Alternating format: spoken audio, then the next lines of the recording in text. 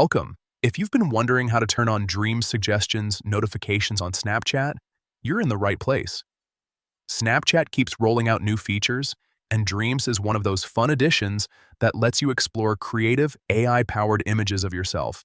But if you're not getting notifications about it, you might be missing out. And that's exactly what we're fixing today.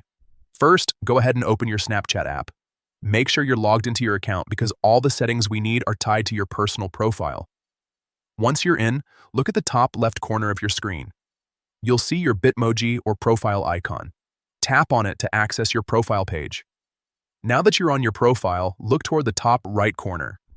You'll find the settings icon there. It looks like a small gear. Tap on it, and this will open up your Snapchat settings menu, where all your account preferences and controls live. Next, scroll down until you find the Notifications option.